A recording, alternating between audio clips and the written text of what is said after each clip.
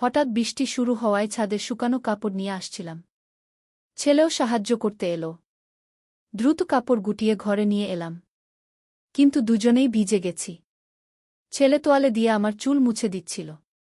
মা, তুমি ভিজে আরও সুন্দর লাগছো। আমি হাসলাম। সে আমার কাঁধে হাত রেখে বলল, সত্যি মা, বৃষ্টিতে ভিজে তোমাকে একজন তরুণীর মতো লাগছে। আমি অবাক হলাম। সে আমার মুখের দিকে তাকিয়ে বলল, মা, এই বৃষ্টির মতোই আমার ভালোবাসা তোমার জন্য ঝরে পড়ে। আমি তোমাকে ভালোবাসি, আমার স্ত্রী হয়ে এই বৃষ্টিতে ভিজো। বিয়ে করো আমাকে। কি জানালা দিয়ে বৃষ্টির শব্দ আসছিল। এই গল্পটি সম্পূর্ণ শুনলে আপনাদের পানি অটোমেটিক বের হয়ে যাবে, যত দ্রুত সম্ভব হাতের কাছে টিস্যু নিয়ে বসে পড়ো। বিছানার চাদর যেন নষ্ট না হয় সেটা সম্পূর্ণ খেয়াল রাখার অনুরোধ জানিয়ে গল্পটি এখন শুরু করব। তার আগে সর্বশেষ অনুরোধ, দয়া করে এমন পানি বের করার গল্প নিয়মিত শুনতে আমাদের চ্যানেলটি সকলেই সাবস্ক্রাইব করুন। ধন্যবাদ। হ্যালো বন্ধুরা, আমার নাম অনন্যা দাস। আমার বয়স ৪৩ বছর। আমার স্বামীর নাম বিপ্লব দাস, বয়স ৪৬ বছর। আমাদের ২ সন্তান, রাহুল আর শিলা। রাহুল ২০ বছর বয়সী, বিশ্ববিদ্যালয়ে পড়ে। শিলা ১৩ বছর বয়সী, উচ্চ বিদ্যালয়ে যায়। সেদিনটা ছিল শনিবার। আকাশে কালো মেঘের ঘটা। বৃষ্টি নামার আগেই ছাদের কাপড়গুলো তুলে নিতে গেলাম। রাহুল তখন বাড়িতেই ছিল, কলেজের ছুটি। শিলা বান্ধবীর বাড়ি গিয়েছে। বিপ্লব অফিসে। আমি একাই কাপড় তুলছিলাম। হঠাৎ রাহুল এসে বলল, মা, সাহায্য করি? আমি হেসে বললাম, হ্যাঁ, তাড়াতাড়ি নে। দেখিস, বৃষ্টি আসছে। রাহুল আমার পাশে এসে কাপড় তুলতে শুরু করল। তার হাত যখন আমার হাতের সাথে ছুঁয়ে গেল কাপড়ের উপর দিয়ে, আমি কেমন যেন একটা শিহরণ অনুভব করলাম। ছেলেটা কখন যে এত বড় হয়ে গেছে খেয়াল করিনি। তার গালে হালকা দাড়ি, গোঁফ, কাঁধ চওড়া হয়েছে, কণ্ঠস্বর মোটা। হঠাৎ করেই প্রবল বৃষ্টি শুরু হয়ে গেল। আমরা দৌড়ে কাপড় নিয়ে ঘরে ঢুকলাম। দুজনেই মাথা থেকে পা পর্যন্ত ভিজে গেছি। আমার পাতলা শাড়ি গায়ে লেগে গেছে। রাহুল তোয়ালে এনে দিল আমাকে। মা, তুমি ভিজে গেছ। এভাবে থাকলে ঠান্ডা লেগে যাবে। আমি তোয়ালে দিয়ে চুল মাথা মুছতে শুরু করলাম। রাহুল দাঁড়িয়ে দেখছিল। হঠাৎ বলল, মা, তুমি ভিজে আরও সুন্দর লাগছ। আমি অবাক হয়ে তাকালাম। সে হেসে বলল, সত্যি মা, বৃষ্টিতে ভিজে তোমাকে একজন যুবতীর মতো লাগছে। বয়স বোঝা যাচ্ছে না একদমই। আমি লজ্জা পেয়ে গেলাম। বললাম, এসব কি বলিস রাহুল? আমি তো তোর মা। সে কাছে এসে আমার কাঁধে হাত রাখল। তার স্পর্শে আমি কেমন যেন অস্থির হয়ে উঠলাম। বলল, মা, তুমি এখনো অনেক সুন্দর। বাবা তোমার যত্ন নেয় না, তোমাকে খুশি রাখে না। আমি যদি তোমার বয়সী হতাম তাহলে তোমাকে এত ভালোবাসতাম। আমি চমকে গেলাম। রাহুল, তুই কি বলছিস? এসব কথা বলার নয়। সে আরও কাছে এসে আমার মুখের দিকে তাকিয়ে বলল, মা, এই বৃষ্টির মতোই আমার ভালোবাসা তোমার জন্য ঝরে পড়ে। আমি তোমাকে ভালোবাসি। আমার স্ত্রী হয়ে এই বৃষ্টিতে ভিজো। বিয়ে করো আমাকে। বাইরে বৃষ্টির প্রবল শব্দ। জানালা বন্ধ থাকলেও বৃষ্টির আওয়াজ কানে আসছে। ঘরের ভিতর নিস্তব্ধতা। আমি হতবাক হয়ে দাঁড়িয়ে আছি। রাহুল, তুই পাগল হয়ে গেছিস? আমি তোর মা। এসব কথা বলিস কেন? আমি কাঁপা কণ্ঠে বললাম। সে আমার হাত ধরল। মা, আমি জানি এটা অস্বাভাবিক শোনাচ্ছে, কিন্তু আমি তোমাকে শুধু মা হিসেবে দেখতে পারি না। তুমি একজন নারী, একজন সুন্দর নারী। বাবা তোমার কদর করে না। আমি করব। আমার মাথা ঘুরে যাচ্ছিল। এটা কি স্বপ্ন না বাস্তব? আমার নিজের ছেলে আমাকে এভাবে দেখছে। না রাহুল, এটা ভুল। তুই আমার ছেলে। আমি তোর মা। এসব কথা ভেবেও দেখতে নেই। আমি তার হাত ছাড়িয়ে দিলাম। কিন্তু সে আমাকে ছাড়ল না। মা, তুমি কি জানো আমি কতদিন ধরে তোমার সম্পর্কে এভাবে ভাবি? রাতে ঘুমাতে পারি না। তোমার কথা ভেবে আমার অবস্থা খারাপ হয়ে যায়। থাম রাহুল, এসব কথা আর বলবি না। আমি রাগের সুরে বললাম। সে আমার সামনে হাঁটু গেড়ে বসল। মা, আমি তোমাকে ছাড়া থাকতে পারব না। আমার জীবনে তুমিই একমাত্র নারী যাকে আমি সত্যিকারের ভালোবাসি। আমি তার মাথায় হাত বুলিয়ে দিলাম। রাহুল, উঠ। এসব ভাবনা মাথা থেকে বের করে দে। তুই আমার ছেলে। আমি তোর মা। সে উঠে দাঁড়াল। আমার চোখের দিকে তাকিয়ে বলল, মা, কিন্তু আমি জানি তুমিও অনুভব করো। আমি দেখেছি তুমি কিভাবে আমার দিকে তাকাও। বাবার সাথে তোমার সম্পর্ক ভালো নেই গি। আমি মুখ ফিরিয়ে নিলাম। সত্যি তো, বিপ্লবের সাথে আমার সম্পর্ক ভালো নেই। সে আমাকে সময় দেয় না, আমার যত্ন নেয় না। আমি একা হয়ে গেছি। রাহুল আমার পেছন থেকে এসে আমার কাঁধে হাত রাখল। মা, আমি তোমাকে খুশি রাখতে পারব। আমি তোমার সব যত্ন নেব গু। আমি ঝটকা দিয়ে সরে গেলাম। না রাহুল, এটা ঠিক না। তুই আমার ছেলে গি। হঠাৎ বিদ্যুৎ চলে গেল। ঘর অন্ধকার হয়ে গেল। শুধু জানালা দিয়ে বৃষ্টির দিনের ম্লান আলো আসছে। অন্ধকারে রাহুল আমার কাছে এসে বলল, মা, মোমবাতি জ্বালাই? আমি হ্যাঁ বললাম। সে মোমবাতি জ্বালিয়ে ড্রেসিং টেবিলের উপর রাখল। মোমের আলো ঘর আবছা আলোকিত হল। মা, তুমি কি ভাবছ? সে জিজ্ঞেস করল। আমি বললাম, কিছুই ভাবছি না। তুই এসব ভাবনা মাথা থেকে বের করে দে গি। সে কাছে এসে বলল, মা, আমি তোমার একা থাকার কষ্ট দেখেছি। বাবা তোমাকে সময় দেয় না। তুমি সারাদিন একা ঘরে বসে থাকো গো। সত্যি তো, আমি সত্যিই একা। বিপ্লব সকালে অফিসে চলে যায়, রাতে ফিরে এসে খেয়ে ঘুমিয়ে পড়ে। আমার সাথে কথা বলে না, আমার মনের কথা শোনে না। মা, রাহুল আমার হাত ধরে বলল, তুমি জানো আমি তোমাকে কত ভালোবাসি। ছোটবেলা থেকে তুমি আমার সবচেয়ে প্রিয় মানুষ গ। আমি তার দিকে তাকালাম। মোমের আলো তার মুখটা দেখতে পাচ্ছি। কত সুন্দর ছেলে, আমার নিজের ছেলে। হ্যাঁ, আমিও তোকে খুব ভালোবাসি রাহুল। কিন্তু মায়ের ভালোবাসা গু। সে বলল, মা, কিন্তু আমার ভালোবাসা আলাদা। আমি তোমাকে একজন নারী হিসেবে ভালোবাসি। আমি চোখ বন্ধ করে বললাম, রাহুল প্লিজ, এসব কথা আর বলিস না গি। সে আমার কাছে আরও এগিয়ে এলো। মা দেখো, আমি বড় হয়েছি। আমি এখন একজন পূর্ণবয়স্ক পুরুষ। আমার নিজের অনুভূতি আছে গি। আমি চোখ খুলে তার দিকে তাকালাম। সত্যিই তো, সে এখন আর ছোট নেই। 20 বছর বয়স, কলেজে পড়ে। মা, সে আমার গাল স্পর্শ করল। তুমি এত সুন্দর। আমি তোমার মতো নারী আর কোথাও পাব না গি। তার স্পর্শে আমার শরীরে একটা কাঁপুনি খেলে গেল। এটা কি হচ্ছে আমার? আমি কেন এভাবে অনুভব করছি? রাহুল, আমি ফিসফিস করে বললাম, এটা ঠিক না গি। সে বলল, মা, কেন ঠিক না? আমি তোমাকে ভালোবাসি, তুমিও আমাকে ভালোবাসো। তাহলে কেন আমরা একসাথে থাকতে পারব না? আমি বললাম, কারণ আমি তোর মা রাহুল গু। সে বলল, মা, কিন্তু আমরা তো রক্তের সম্পর্কে নই গি। আমি চমকে গেলাম। মানে? সে বলল, মা, তুমি কি ভুলে গেছ? আমি তোমার নিজের সন্তান নই। তুমি আমাকে দত্তক নিয়েছিলে গি। আমার মাথায় বজ্রপাত। হ্যাঁ, এটা সত্যি। রাহুল আমার দত্তক নেওয়া সন্তান। আমি আর বিপ্লব বিয়ের 5 বছর পর বুঝতে পারি আমাদের সন্তান হবে না। তখন আমরা রাহুলকে দত্তক নিই। সে তখন মাত্র 2 বছর বয়স। তারপর অবশ্য আমার শিলার জন্ম হয়। কিন্তু রাহুল, তুই তো আমার ছেলেই। আমি তোকে ছোটবেলা থেকে মানুষ করেছি। সে বলল, মা, কিন্তু আমরা রক্তের সম্পর্কে নই। আমাদের এই ভালোবাসায় কোনো সমস্যা নেই গি। আমি কিছু বলতে পারছিলাম না। মনে মনে ভাবছিলাম, এটা কি ঠিক? আমি কি সত্যিই রাহুলকে একজন পুরুষ হিসেবে দেখছি? রাহুল আমার নিকটে এসে বলল, মা, তুমি কি ভাবছ? আমি বললাম, আমি কিছু বুঝতে পারছি না রাহুল। সে আমার হাত ধরল। মা, আমার কথা শোনো। আমি তোমাকে সত্যি ভালোবাসি। তুমি আমার কাছে শুধু মা নও, তুমি একজন নারী গু। আমি তার দিকে তাকালাম। সত্যি তো, সে এখন একজন যুবক।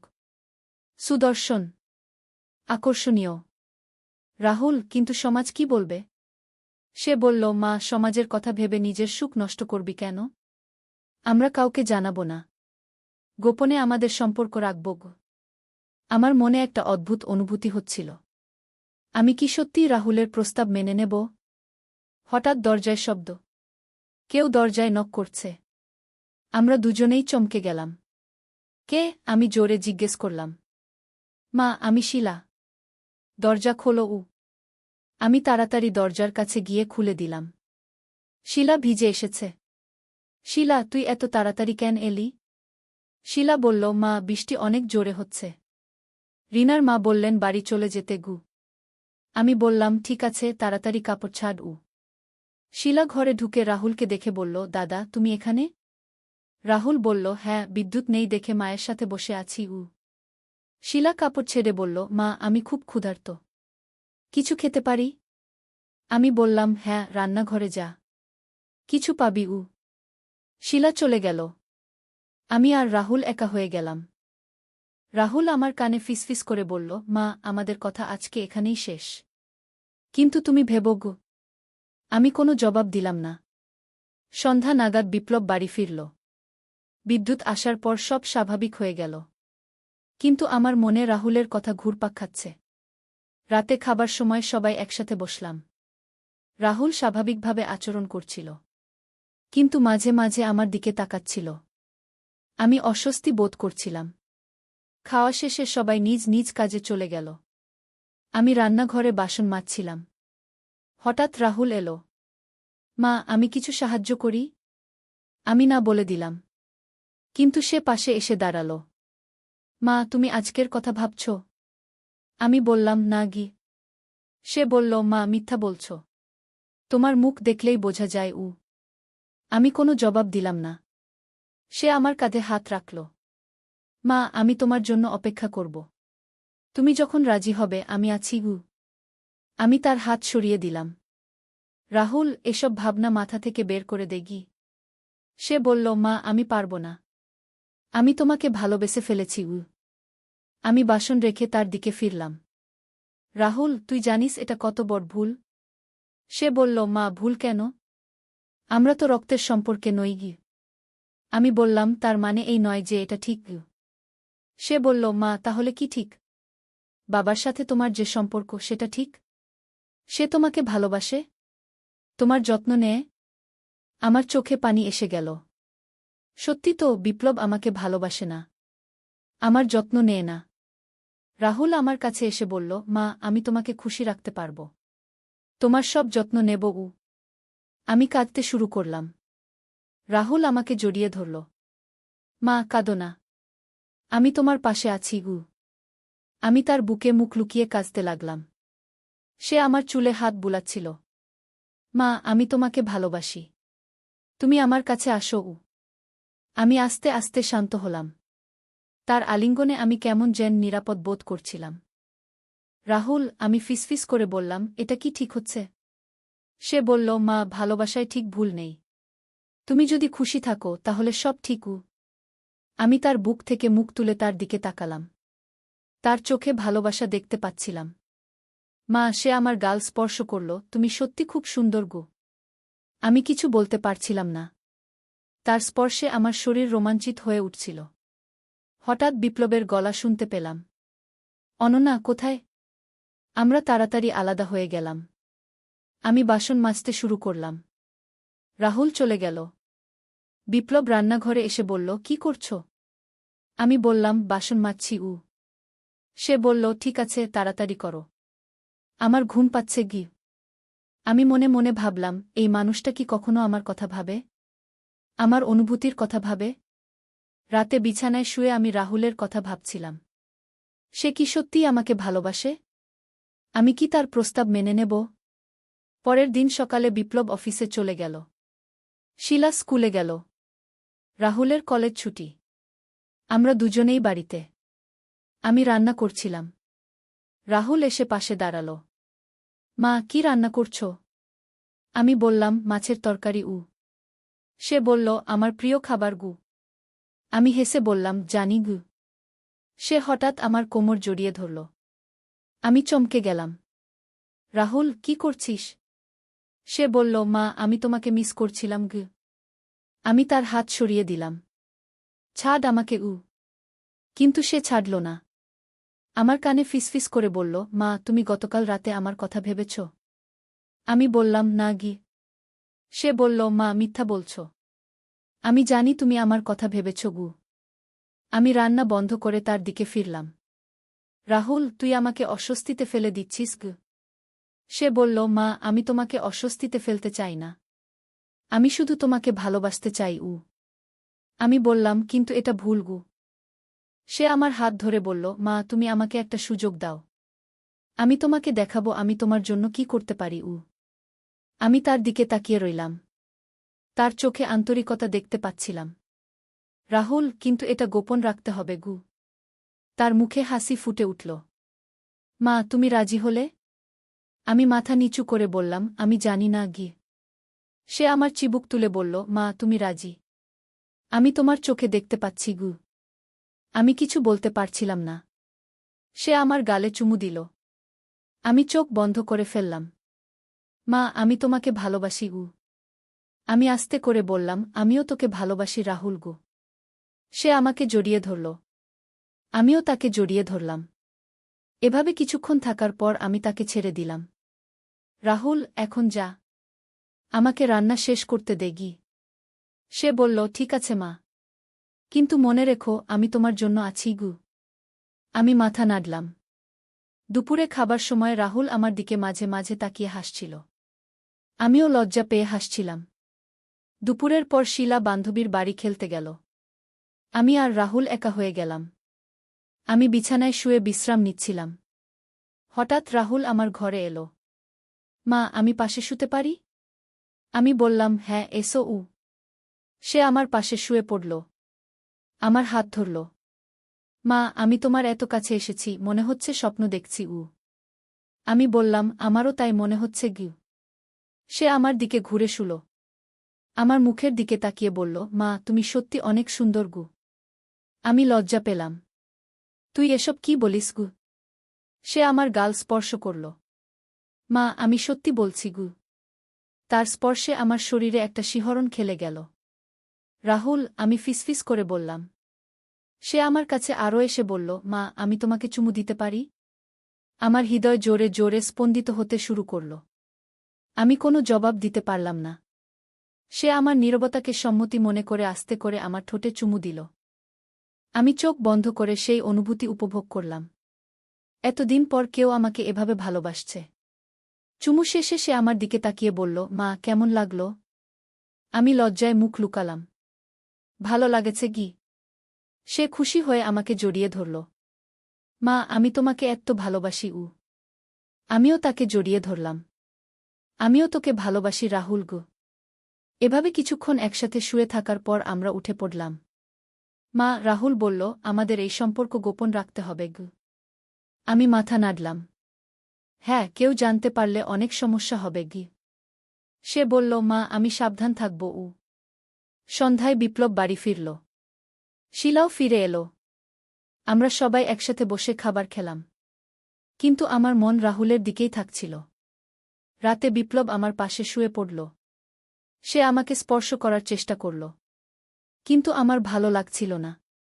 কি হয়েছে অনন্যা? তুমি এড়িয়ে যাচ্ছ কেন? আমি বললাম, কিছু না। আমার ভালো লাগছে না। সে রাগ করে অন্যদিকে ফিরে শুল। আমি ভাবছিলাম, আমি কি ভুল করছি? রাহুলের সাথে আমার যে সম্পর্ক হচ্ছে সেটা কি ঠিক? কিন্তু রাহুলের ভালোবাসায় আমি এত খুশি যে আমি আর কিছু ভাবতে পারছিলাম না। পরের দিন সকালে আমি ঘুম থেকে উঠে দেখি রাহুল বারান্দায় দাঁড়িয়ে আছে। আমি তার কাছে গেলাম। কি ভাবছিস রাহুল? সে আমার দিকে তাকিয়ে হাসল। মা, তোমার কথা ভাবছিলাম। আমি তার পাশে দাঁড়ালাম। সে আমার হাত ধরল। মা, আমি তোমার সাথে কোথাও ঘুরতে যেতে চাই। আমি বললাম, কোথায়? সে বলল, যেখানে আমরা একা থাকতে পারব। আমি ভাবলাম, ঠিক আছে, আমরা কোথাও যেতে পারি। সে খুশি হয়ে বলল, সত্যি মা? আমি মাথা নাড়লাম। সেদিন দুপুরে আমরা বাড়ি থেকে বের হলাম। রাহুল বলেছিল একটা পার্কে যাব। পার্কে গিয়ে আমরা একটা নির্জন স্থানে বসলাম। চারদিকে গাছপালা। কেউ আমাদের দেখতে পাবে না। মা, রাহুল আমার হাত ধরে বলল, এখানে কেউ নেই। আমরা নিজেদের মতো থাকতে পারি। আমি চারদিকে তাকালাম।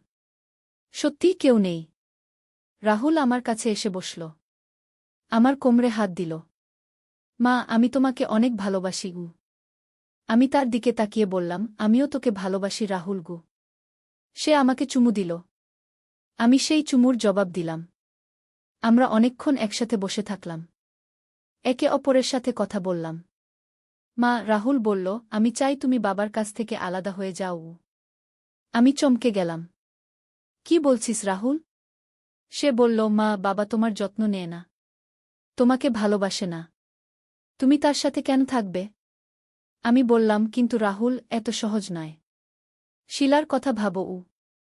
সে বলল, মা শিলা আমাদের সাথেই থাকবে, আমরা তিনজনে আলাদা থাকব। আমি ভাবলাম, এটা কি সম্ভব? আমি কি সত্যিই বিপ্লবকে ছেড়ে রাহুলের সাথে থাকব? রাহুল, এসব ভাবনা এখনকার জন্য রাখ, আস্তে আস্তে দেখা যাবে। সে বলল, ঠিক আছে মা, কিন্তু আমি চাই তুমি খুশি থাকো গো। আমি তার গালে হাত বুলিয়ে বললাম, আমি তোর সাথে খুশি আছি। সে আমাকে জড়িয়ে ধরল, আমিও তাকে জড়িয়ে ধরলাম। সন্ধ্যার দিকে আমরা বাড়ি ফিরলাম। বিপ্লব তখনও অফিস থেকে ফেরেনি। শিলাও বাড়িতে ছিল না। রাহুল আর আমি বসার ঘরে বসলাম। মা, রাহুল বলল, আজকে আমার খুব ভালো লেগেছে গি। আমি হেসে বললাম, আমারও। সে আমার কাছে এসে বসল, আমার হাত ধরল। মা, আমি তোমাকে ছাড়া থাকতে পারব না গি। আমি বললাম, আমিও তোকে ছাড়া পারব না রাহুল গো। হঠাৎ শিলার আওয়াজ শুনতে পেলাম। সে বাড়ি ফিরে এসেছে। আমরা তাড়াতাড়ি আলাদা হয়ে গেলাম। শিলা ঘরে এসে বলল, মা তোমরা কি করছিলে? আমি বললাম, কিছু না, কথা বলছিলাম গি। শিলা সন্দেহের চোখে আমাদের দিকে তাকাল, কিন্তু কিছু বলল না। রাতে খাবার সময় বিপ্লব বলল, অনন্যা, তুমি আজকে কি করেছ? আমি বললাম, বাড়ির কাজ করেছি। রাহুল আমার দিকে তাকিয়ে মুচকি হাসল। আমিও লজ্জা পেয়ে গেলাম। খাওয়ার পর সবাই নিজ নিজ কাজে চলে গেল। আমি রান্নাঘরে বাসন মাজছিলাম। রাহুল এসে আমার পেছনে দাঁড়াল। মা, সে আমার কানে ফিসফিস করে বলল, আমি তোমাকে মিস করছি গু। আমি পেছনে তাকালাম। আমিও তোকে মিস করছি গু। সে আমার কোমর জড়িয়ে ধরল। আমি তার স্পর্শে রোমাঞ্চিত হয়ে গেলাম। রাহুল, কেউ দেখে ফেলবে গু। সে বলল, কেউ দেখবে না মা গু। সে আমার ঘাড়ে চুমু দিল। আমি চোখ বন্ধ করে সেই অনুভূতি উপভোগ করলাম। হঠাৎ বিপ্লবের পায়ের আওয়াজ শুনতে পেলাম। রাহুল তাড়াতাড়ি আমাকে ছেড়ে দিল। বিপ্লব রান্নাঘরে এসে বলল, অনন্যা, আমার কফি বানিয়ে দাও। আমি বললাম, হ্যাঁ, এখনই দিচ্ছি গু। বিপ্লব চলে গেল। রাহুলও চলে গেল। আমি কফি বানিয়ে বিপ্লবকে দিয়ে আসলাম। রাতে শুয়ে আমি রাহুলের কথা ভাবছিলাম। আমি কি সত্যিই তার সাথে থাকতে পারব? এটা কি ঠিক হবে? পরের কয়েকদিন এভাবেই কাটল। রাহুল আর আমি গোপনে দেখা করতাম। কেউ বুঝতে পারছিল না। একদিন বিপ্লব হঠাৎ অসুস্থ হয়ে পড়ল। তাকে হাসপাতালে ভর্তি করতে হল। আমি আর রাহুল হাসপাতালে গেলাম। ডাক্তার বললেন, বিপ্লবের হার্ট অ্যাটাক হয়েছে, তার অবস্থা গুরুতর। আমি কাঁদতে শুরু করলাম। রাহুল আমাকে সান্ত্বনা দিল। মা, বাবা ভালো হয়ে যাবেন, চিন্তা করো না গে। কিন্তু 3 দিন পর বিপ্লব মারা গেলেন। আমি একেবারে ভেঙে পড়লাম। রাহুল আর শিলা আমাকে সান্ত্বনা দিল। বিপ্লবের মৃত্যুর পর আমি অনুভব করলাম যে আমি সত্যিই একা হয়ে গেছি। রাহুলই এখন আমার একমাত্র ভরসা। দাফনের পর ঘরে ফিরে এসে রাহুল আমাকে জড়িয়ে ধরল। মা, আমি তোমার পাশে আছি, তুমি একা নও। আমি তার বুকে মুখ লুকিয়ে কাঁদলাম। রাহুল, আমি কি করব এখন? সে বলল, মা, আমরা একসাথে থাকব, আমি তোমার দেখাশোনা করব। আমি তার দিকে তাকালাম। তুই সত্যি আমার সাথে থাকবি? সে বলল, হ্যাঁ মা, আমি সব সময় তোমার সাথে থাকব। কিছুদিন পর আমাদের আত্মীয় স্বজনরা বিভিন্ন প্রস্তাব নিয়ে এলো। কেউ বলল আমি আমার ভাইয়ের বাড়িতে চলে যাই। কেউ বলল রাহুল আর শিলাকে আলাদা আলাদা আত্মীয়দের কাছে পাঠিয়ে দেই। কিন্তু আমি সবাইকে বললাম, আমি আমার সন্তানদের সাথেই থাকব। রাহুল আমার এই সিদ্ধান্তে খুশি হল। একদিন সে আমাকে বলল, মা, এখন তো আমরা নিজেদের মতো থাকতে পারি।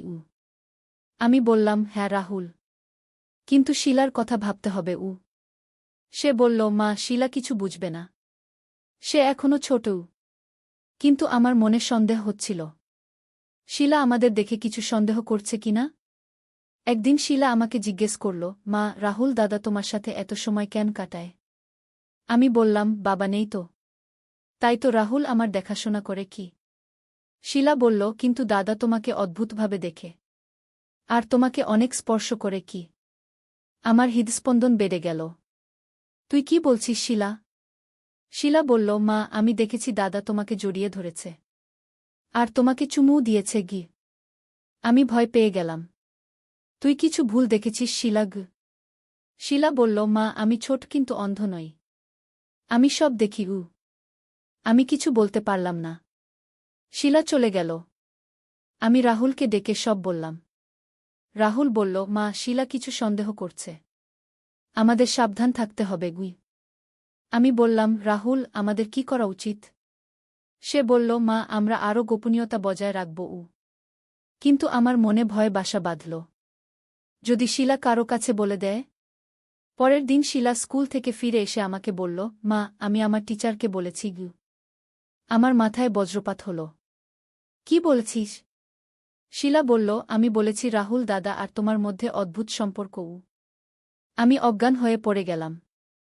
রাহুল দৌড়ে এসে আমাকে জাগাল। মা কি হয়েছে? আমি শিলার কথা বললাম। রাহুলের মুখ ফ্যাকাশে হয়ে গেল। মা আমাদের বিপদ হয়েছে গু। সেদিন সন্ধ্যায় শিলার স্কুল টিচার আমাদের বাড়িতে এলেন। তার সাথে এলেন সমাজসেবা বিভাগের একজন কর্মকর্তা। টিচার বললেন, অনন্যা বোন শিলা আমাকে কিছু কথা বলেছে। আমরা জানতে এসেছি ব্যাপারটা কি। আমি কাঁপতে কাঁপতে বললাম, কিছু তো না। শিলা কি বলেছে? কর্মকর্তা বললেন, শিলা বলেছে তার মা আর দাদার মধ্যে স্বামী স্ত্রীর মতো সম্পর্ক উ। আমার পৃথিবী অন্ধকার হয়ে গেল।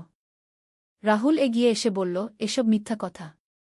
শিলা ছোট, সে কিছু বোঝে না গি। কর্মকর্তা বললেন, আমাদের তদন্ত করতে হবে। যদি এই অভিযোগ সত্যি হয় তাহলে আমাদের ব্যবস্থা নিতে হবে গি। আমি আর রাহুল একে অপরের দিকে তাকালাম। আমাদের গোপন সম্পর্ক ফাঁস হয়ে গেছে। পরের কয়েক সপ্তাহ আমাদের জন্য দুঃস্বপ্নের মতো কাটল। সমাজসেবা বিভাগ তদন্ত চালাল। প্রতিবেশীরা আমাদের নিয়ে কানাঘুষা করতে শুরু করল। একদিন শিলাকে আমার কাছ থেকে আলাদা করে অন্য আত্মীয়ের কাছে পাঠিয়ে দেওয়া হল। আমি কাঁদতে কাঁদতে বললাম, আমার মেয়েকে ফিরিয়ে দাও উ। কর্মকর্তা বললেন, যতক্ষণ তদন্ত চলবে ততক্ষণ শিলা আপনার কাছে থাকতে পারবে না গি। রাহুল আমাকে সান্ত্বনা দিল। মা চিন্তা করো না। সব ঠিক হয়ে যাবে উ। কিন্তু পরিস্থিতি আরও খারাপ হতে থাকল। মামলা হল। স্থানীয় পুলিশ আমাদের জিজ্ঞাসাবাদ করল।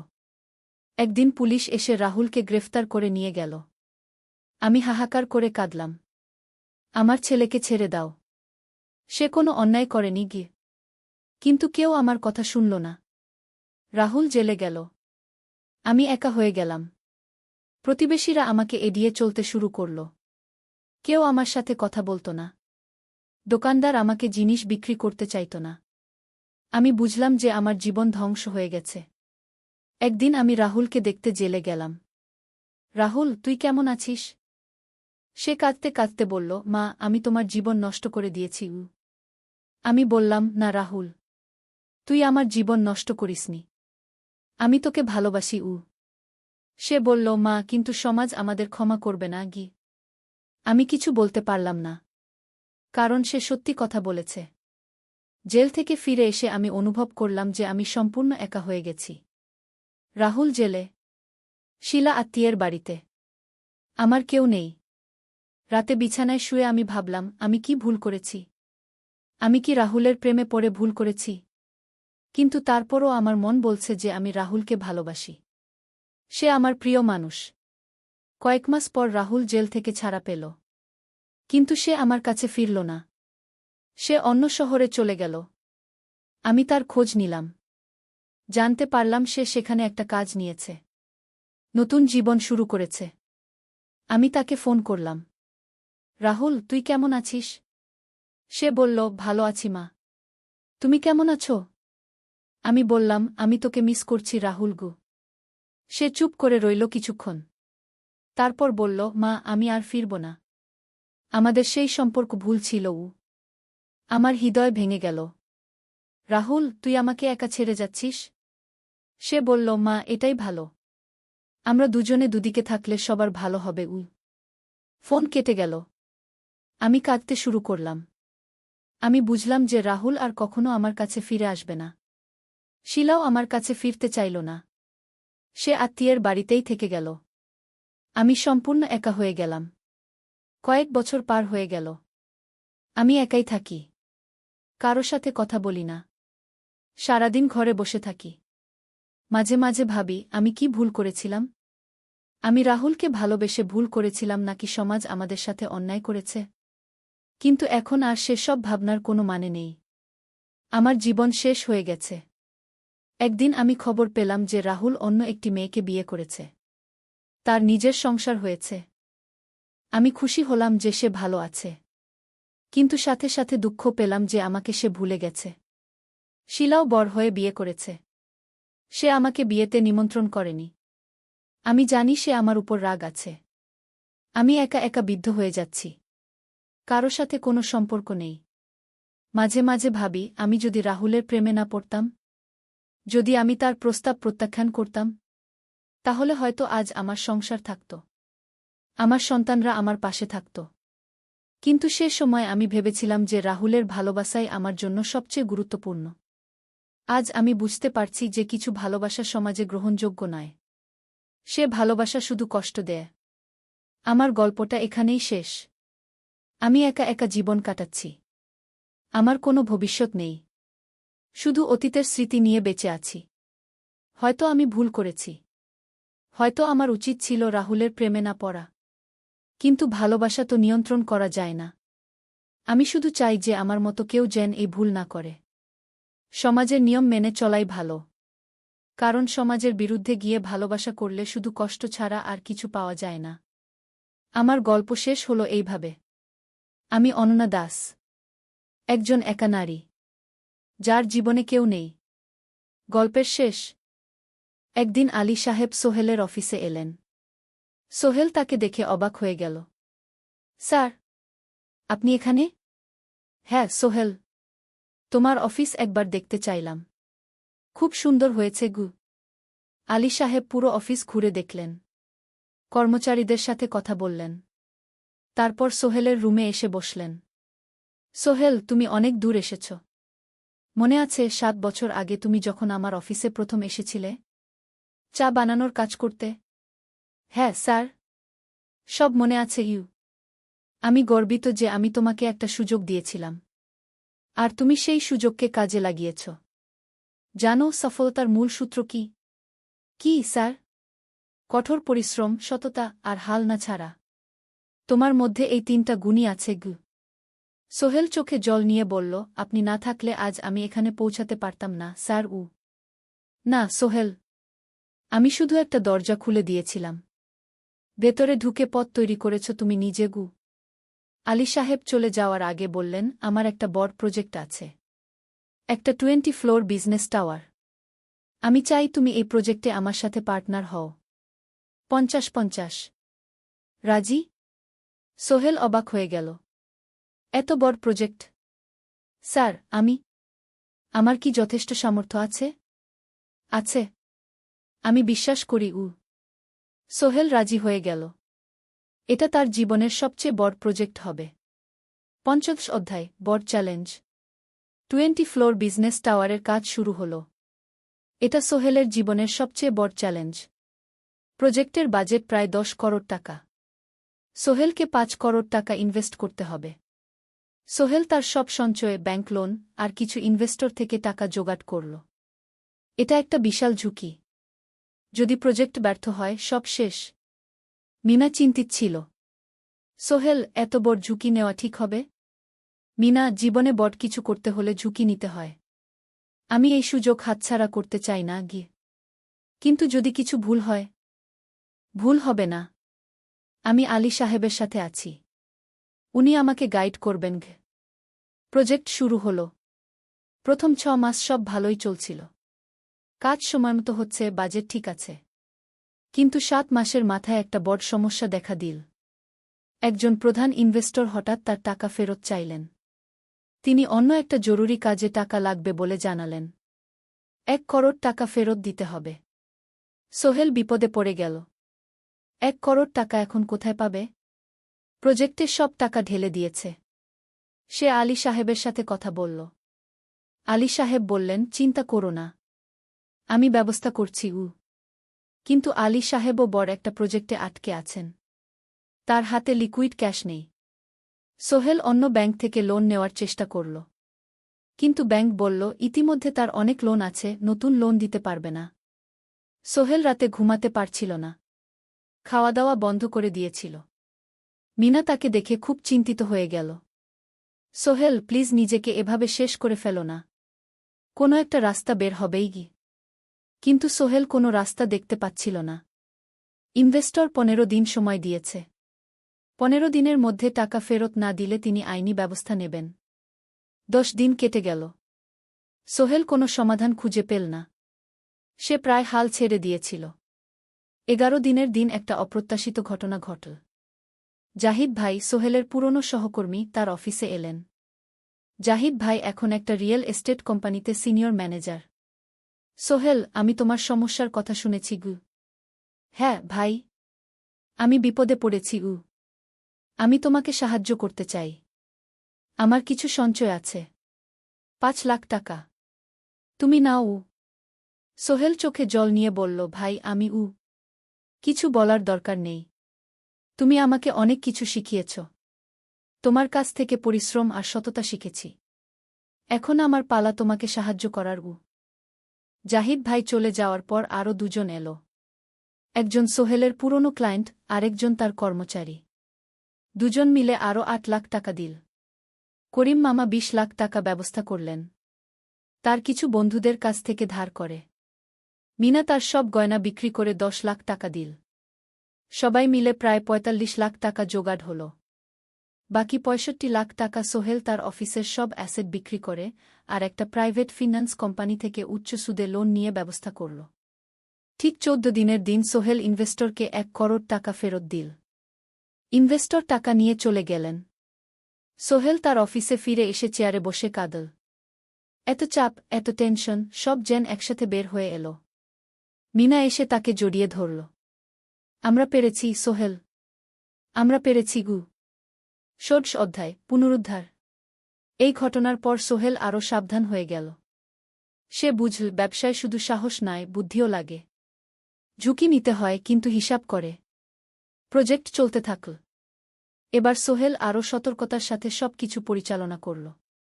প্রতিটা খরচ হিসাব করল, প্রতিটা সিদ্ধান্ত ভেবেচিন্তে নিল। আরও 1 বছর পর 20 ফ্লোর বিজনেস টাওয়ার সম্পন্ন হল। চমৎকার বিল্ডিং, শহরের অন্যতম সুন্দর ভবন। বিল্ডিংয়ের উদ্বোধন অনুষ্ঠানে শহরের মেয়র এলেন। অনেক ব্যবসায়ী, সাংবাদিক এলো। সোহেলের নাম পত্রিকায় ছাপা হল। স্বপ্নের শহরে এক তরুণ উদ্যোক্তার সফলতার গল্প। প্রজেক্ট থেকে সোহেলের লাভ হল প্রায় 2 করোড় টাকা। এই টাকা দিয়ে সে সব ঋণ শোধ করল। জাহিদ ভাইয়ের টাকা ফেরত দিল। করিম মামার ঋণ শোধ করল। যারা সাহায্য করেছিল সবাইকে টাকা ফেরত দিল। মিনার জন্য নতুন গয়না কিন। আরও সুন্দর। তার মাকে গ্রামে একটা নতুন পাকা বাড়ি বানিয়ে দিল। মা কাঁদতে কাঁদতে বললেন, তোর বাবা বেঁচে থাকলে কত খুশি হতো। তুই আমার সব স্বপ্ন পূরণ করেছিস গে। সোহেল নিজেদের জন্য একটা ফ্ল্যাট কিন। 4 রুমের ফ্ল্যাট, সমুদ্রের কাছে। এখন আর ভাড়া বাড়িতে থাকতে হয় না। সপ্তদশ অধ্যায়, প্রতিদান। সোহেল এখন একজন প্রতিষ্ঠিত উদ্যোক্তা। কিন্তু সে তার শেখ ভোলেনি। যে গ্রাম থেকে সে এসেছে, যারা তাকে সাহায্য করেছে, কাউকেই ভোলেনি। সে তার গ্রামে একটা স্কুল বানিয়ে দিল। সোহেল ফাউন্ডেশন স্কুল কু গরিব ছেলেমেয়েরা ফ্রিতে পড়তে পারবে। ভালো শিক্ষক নিযোগ দিল। ভালো পড়াশোনার ব্যবস্থা করল। শহরে একটা ফ্রি মেডিকেল ক্লিনিক খুল। গরিব মানুষরা ফ্রিতে চিকিৎসা পাবে। প্রতি বছর 10 জন মেধাবী কিন্তু গরিব ছাত্রছাত্রীকে স্কলারশিপ দেওয়া শুরু করল। তারা বিনামূল্যে পড়াশোনা করতে পারবে। একদিন একটা টিভি চ্যানেল সোহেলের ইন্টারভিউ নিতে এলো। আপনার সফলতার গোপন সূত্র কি? সোহেল একটু ভেবে বলল, কঠোর পরিশ্রম, সততা আর হাল না ছাড়া। এই 3টা জিনিস যদি কারো মধ্যে থাকে, সে যে কোনো কিছু অর্জন করতে পারে। আর সবচেয়ে বড় কথা, যারা আমাকে সাহায্য করেছে তাদের ছাড়া আমি কিছুই না। একা কেউ সফল হতে পারে না গি। আপনার পরবর্তী স্বপ্ন কি?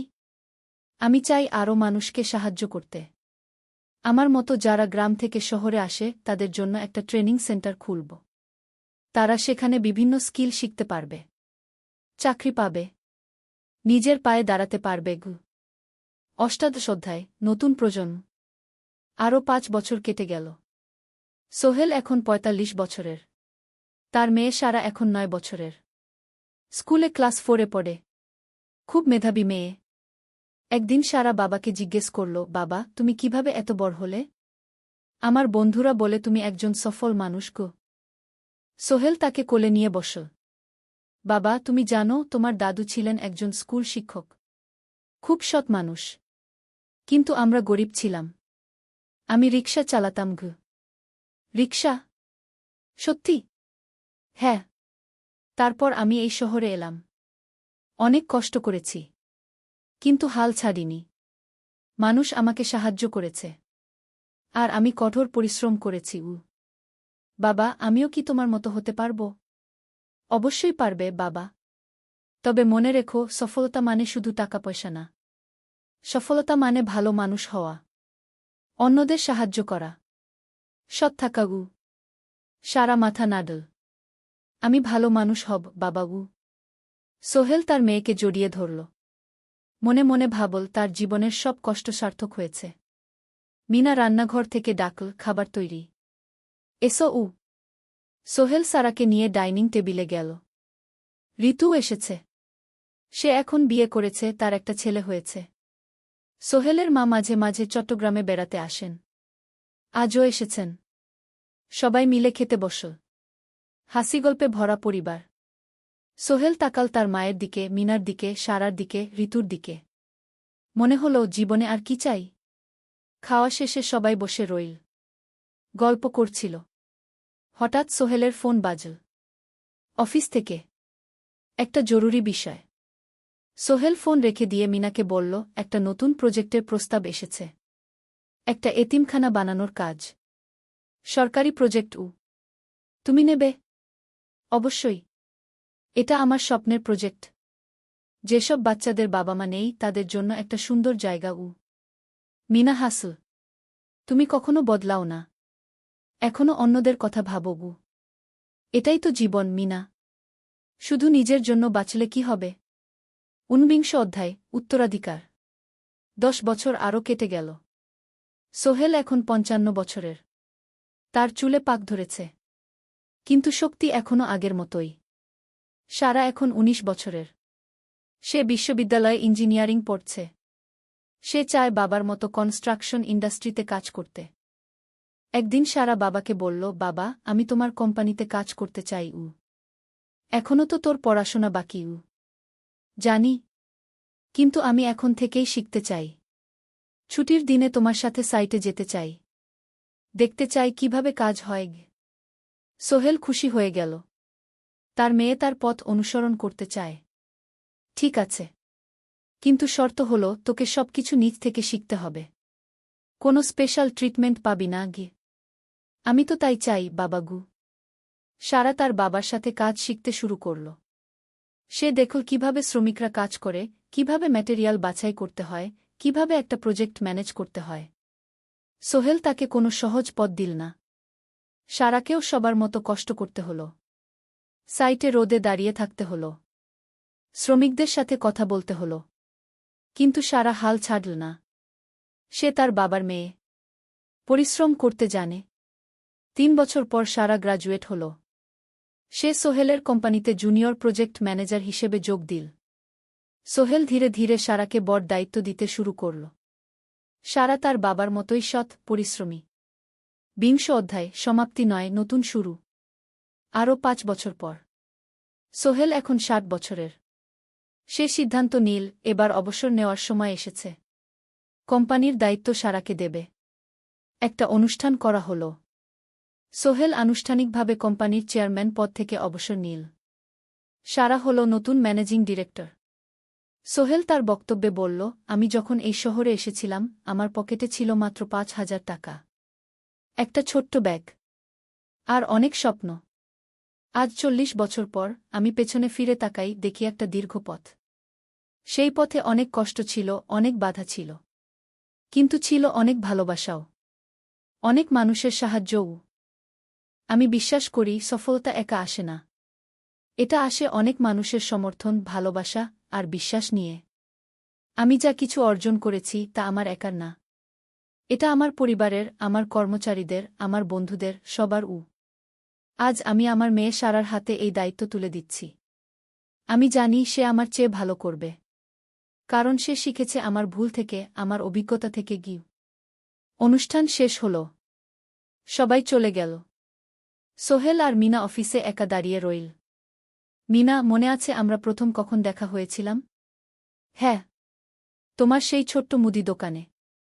তুমি বিস্কুট কিনতে এসেছিলে। কে ভেবেছিল সেই দিন থেকে আমাদের এই পর্যস্বপ্নের শহর? প্রথম অধ্যায়, যাত্রা শুরু। সকাল 7টা বেজে গেছে। ঢাকার কমলাপুর রেলস্টেশনে মানুষের ভিড়। চারদিকে চা বিস্কুট বিক্রেতাদের চিৎকার, ট্রেনের হর্ন আর যাত্রীদের কোলাহল।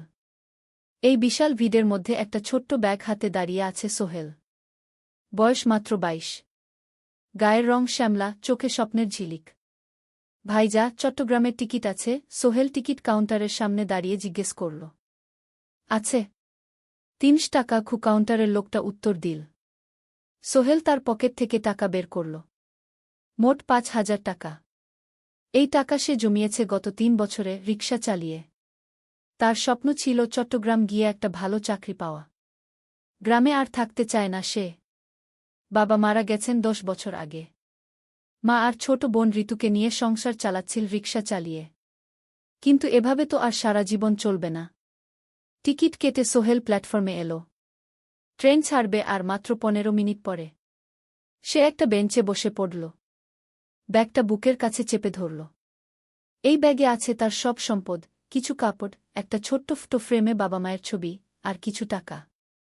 কোথায় যাচ্ছেন? পাশে বসা একজন বয়স্ক মানুষ জিজ্ঞেস করলেন। চট্টগ্রাম কাকা। চাকরি খুঁজতে যাচ্ছি। কে? সোহেল বিনয়ের সাথে উত্তর দিল। ভালো। তবে শহরে সাবধানে থাকবেন। শহর মানে অনেক সুযোগ, কিন্তু অনেক ফাঁদও আছে। বয়স্ক লোকটা বললেন। সোহেল মাথা নাড়ল। সে জানে শহরের জীবন সহজ না। কিন্তু তার কোনো বিকল্প নেই। গ্রামে রিকশা চালিয়ে মাসে 3,500 টাকা আয় হতো। তার মধ্যে সংসার চালাতে হতো, বোনের স্কুলের খরচ দিতে হতো, মায়ের ওষুধের খরচ দিতে হতো। কিছুই বাঁচত না। আর এই জীবন থেকে বেরোনোর একটাই পথ, শহরে গিয়ে ভালো কাজ খুঁজে নেওয়া। সোহেল মনে মনে ভাবল তার বাবার কথা।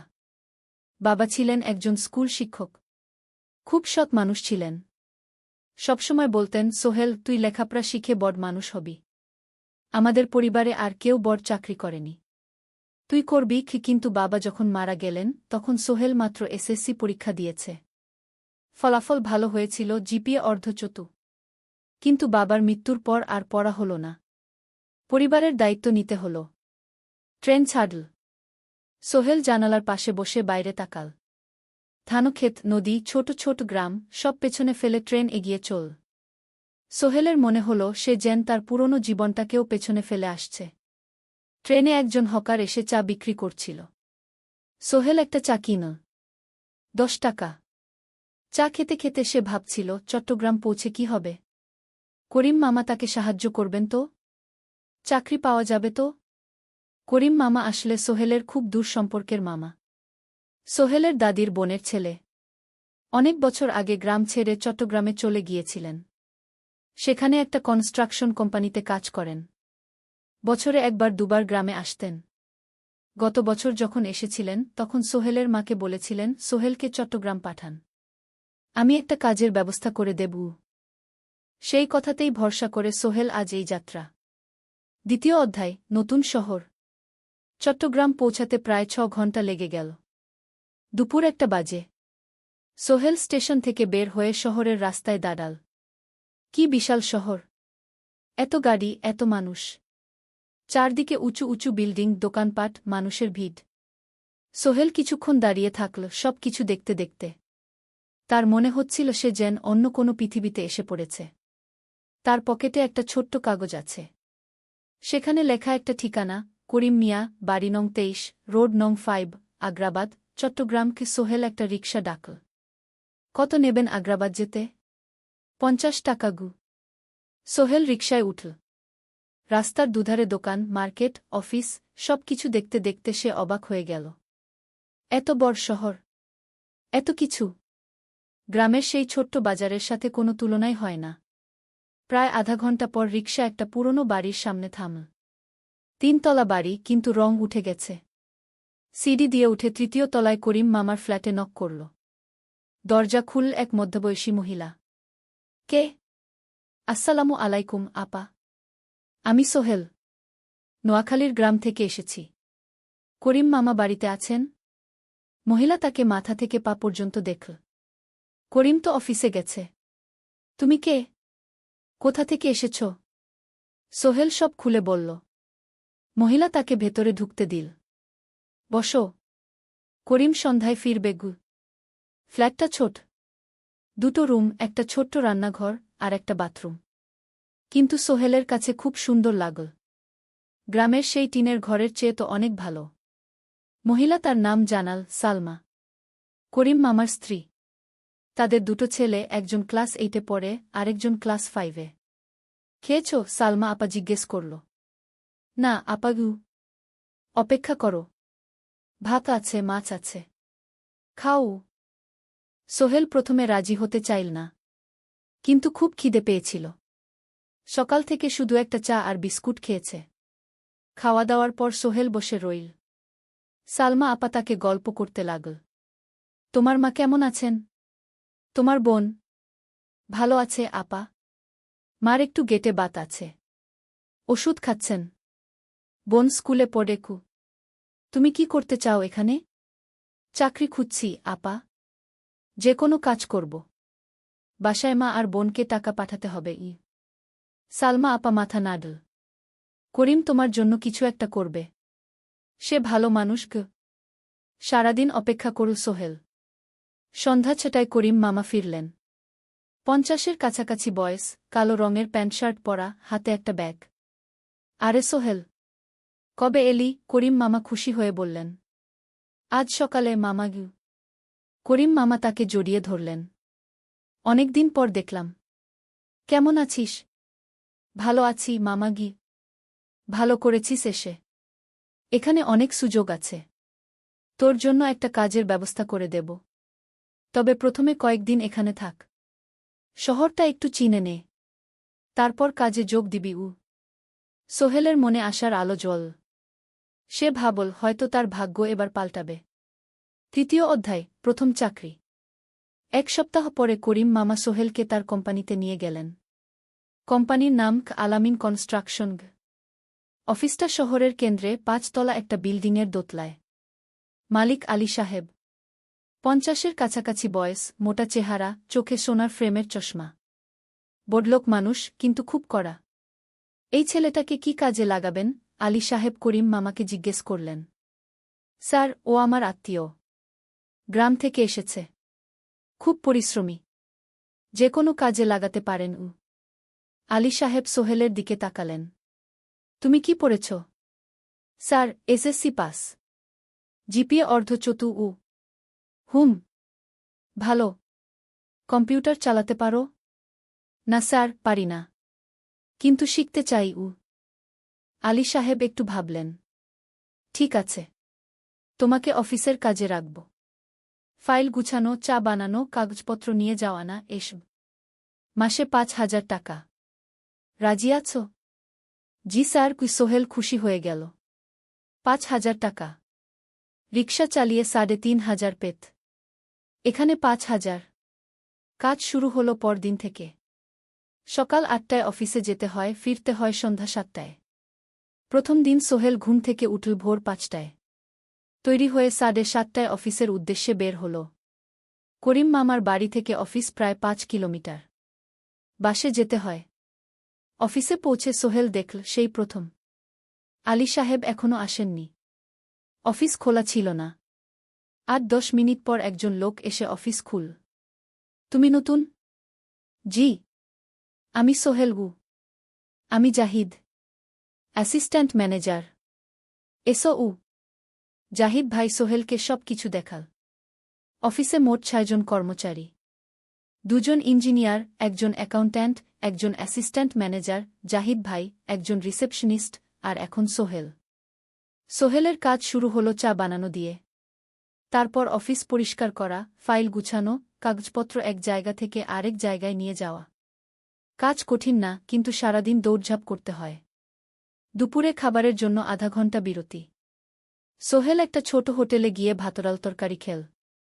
50 টাকা। সন্ধ্যায় অফিস বন্ধ হল। সোহেল ক্লান্ত হয়ে বাসায় ফিরল।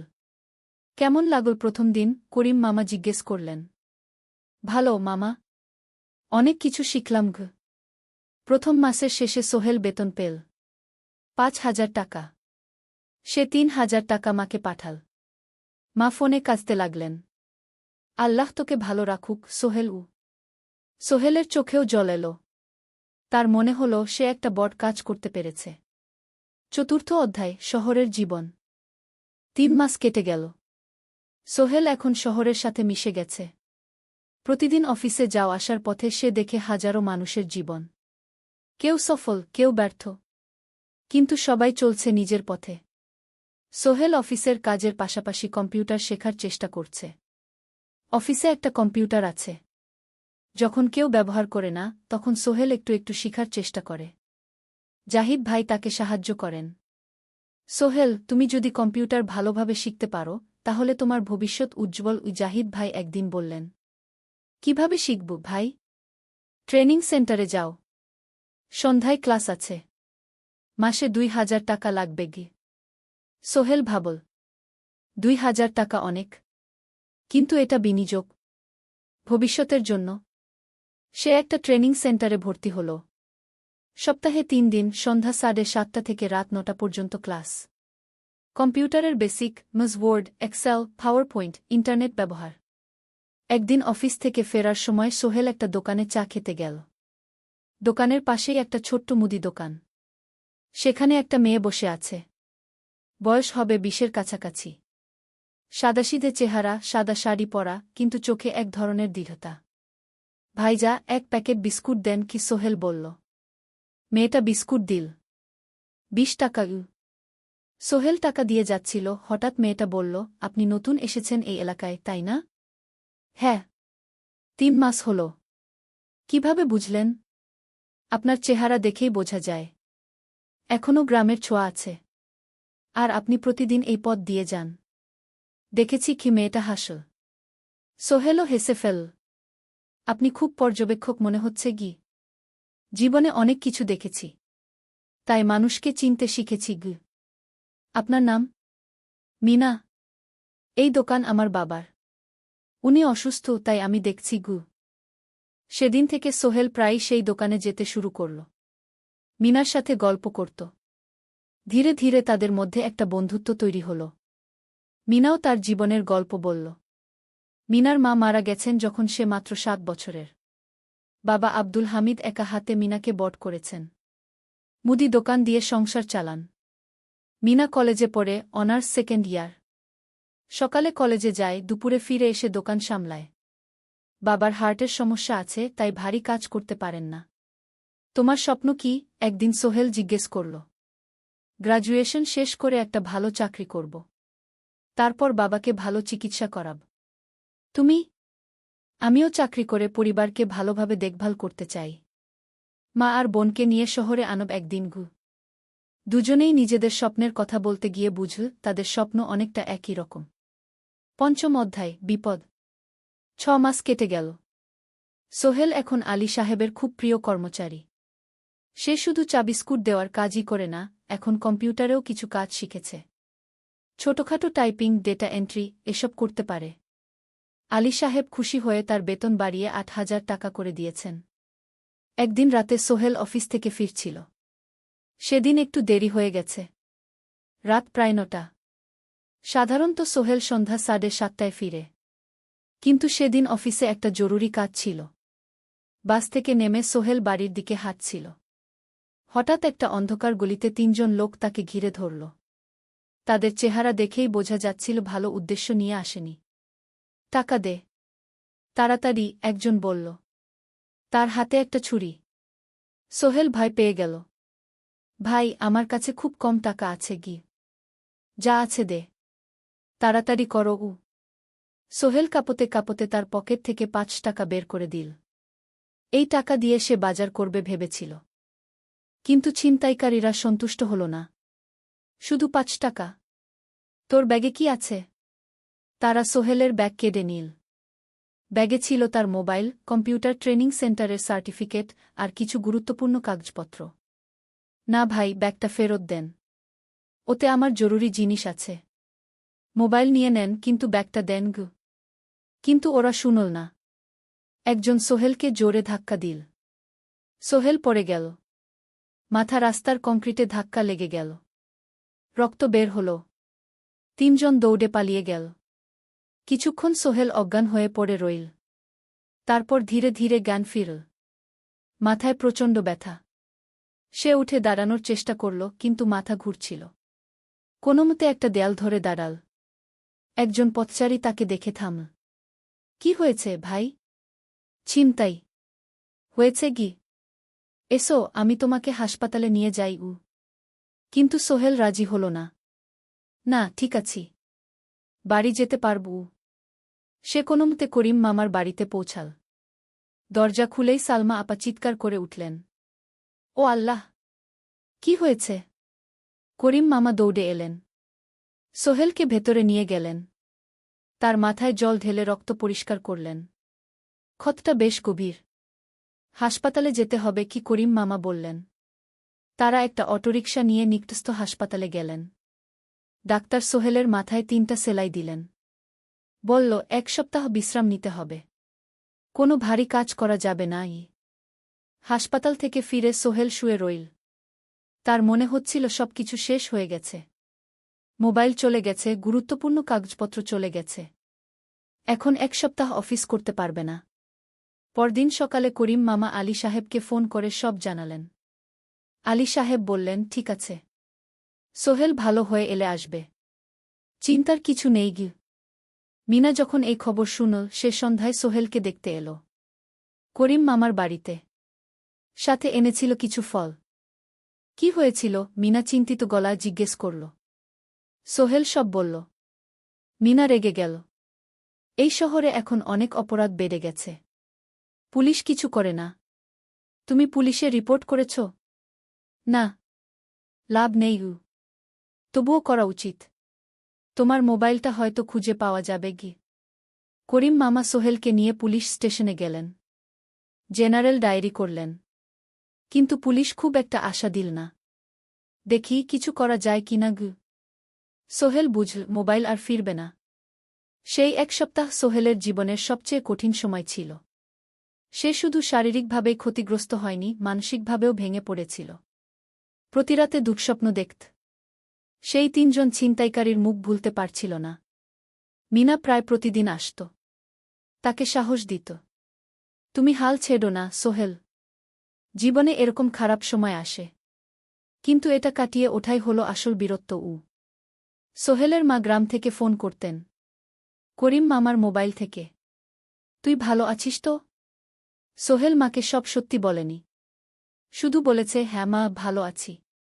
একটু জ্বর হয়েছিল। এখন ভালো। 1 সপ্তাহ পর সোহেল আবার অফিসে গেল। আলী সাহেব তাকে দেখে খুশি হলেন। কেমন আছো? ভালো আছি স্যার। ঠিক আছে, তবে প্রথম কয়েকদিন হালকা কাজ করবে গু। সোহেল আবার কাজে মন দিল। কিন্তু একটা জিনিস তাকে খুব কষ্ট দিচ্ছিল, তার মোবাইল নেই। মায়ের সাথে কথা বলতে পারছে না নিয়মিত। করিম মামার মোবাইল চাইতে সংকোচ লাগে। একদিন জাহিদ ভাই তাকে ডাকলেন। সোহেল, আমার একটা পুরনো মোবাইল আছে, তুমি ব্যবহার করো? না ভাই, আমি নাও, আমার কাজে লাগছে না, তুমি রাখো গু। সোহেল কৃতজ্ঞতায় প্রায় কেঁদে ফেল। ধন্যবাদ ভাই। মোবাইল পেয়ে সোহেল প্রথমেই মাকে ফোন করল। মা খুব খুশি হলেন। এতদিন ফোন করিসনি কেন? মা, মোবাইলটা নষ্ট হয়ে গিয়েছিল, নতুন নিয়েছি। মায়ের গলায় স্বস্তি ফুটে উঠল। 6ষ্ঠ অধ্যায়, নতুন সুযোগ। আরও 3 মাস কেটে গেল। সোহেল পুরোপুরি সুস্থ হয়ে গেছে। তার জীবন আবার স্বাভাবিক হয়ে এসেছে। সে এখন কম্পিউটার ট্রেনিং শেষ করেছে, সার্টিফিকেট পেয়েছে। কিন্তু একটা ঘটনা তার জীবনে বড় পরিবর্তন নিয়ে এল। একদিন সকালে আলী সাহেব তাকে ডাকলেন। সোহেল, বসো। সোহেল বসল। মনে একটু ভয় লাগছিল। আলী সাহেব কি তাকে বকবেন? সোহেল, তুমি তো এখন কম্পিউটার চালাতে পারো? জি স্যার, একটু একটু শিখেছি। ভালো। আমি তোমার কাজ দেখছি। তুমি খুব পরিশ্রমী আর সৎ। আমাদের কোম্পানিতে এরকম মানুষের দরকার। সোহেল কিছু বুঝতে পারছিল না। আমি তোমাকে একটা সুযোগ দিতে চাই। আমাদের কোম্পানি একটা ট্রেনিং প্রোগ্রাম চালু করছে নতুন কর্মচারীদের জন্য। 6 মাসের কোর্স। কম্পিউটার অ্যাকাউন্টিং, ভবন নির্মাণের হিসাব নিকাশ, প্রজেক্ট ম্যানেজমেন্ট সব শিখবে। কোম্পানি সব খরচ দেবে। ট্রেনিংয়ের সময় তোমার বেতনও চলবে। রাজি আছো? সোহেল বিশ্বাস করতে পারছিল না। স্যার, সত্যি? আমাকে এত বড় সুযোগ দিচ্ছেন? হ্যাঁ। তুমি ভালো ছেলে, পরিশ্রমী। আমি তোমাকে এগিয়ে দিতে চাই। ভবিষ্যতে তুমি এই কোম্পানির একজন গুরুত্বপূর্ণ কর্মচারী হবে। সোহেল কৃতজ্ঞতায় প্রায় কেঁদে ফেল। ধন্যবাদ স্যার। আমি কঠোর পরিশ্রম করব। আমি জানি। সেদিন সন্ধ্যায় সোহেল মিনার দোকানে গেল। মিনাকে খবরটা দিল। মিনা খুব খুশি হল। তার চোখে জল এসে গেল। তুমি পারবে সোহেল। আমি জানি। সোহেল তার মা আর বোনকেও ফোন করে খবরটা দিল। মা কাঁদতে লাগলেন। তোর বাবা বেঁচে থাকলে কত খুশি হতো। ট্রেনিং শুরু হলো পরের মাস থেকে। প্রতিদিন সকালে 3 ঘন্টা ক্লাস, তারপর বাকি সময় অফিসের কাজ। ক্লাসে 5 জন নতুন কর্মচারী। সবাই তরুণ, উৎসাহী। শিক্ষক ছিলেন একজন অভিজ্ঞ ইঞ্জিনিয়ার। নাম রহিম স্যার। তিনি খুব ভালোভাবে সব কিছু বুঝাতেন। কম্পিউটার অ্যাকাউন্টিং, এক্সেলে জটিল ক্যালকুলেশন, প্রজেক্টের বাজেট তৈরি, সময় ব্যবস্থাপনা সব। সোহেল পুরো মনোযোগ দিয়ে শিখতে লাগল। সন্ধ্যায় বাড়ি ফিরে প্র্যাকটিস করত। করিম মামার ছেলের কাছ থেকে একটা ল্যাপটপ ধার নিত কখনো কখনো। 6 মাস পরে ট্রেনিং শেষ হল।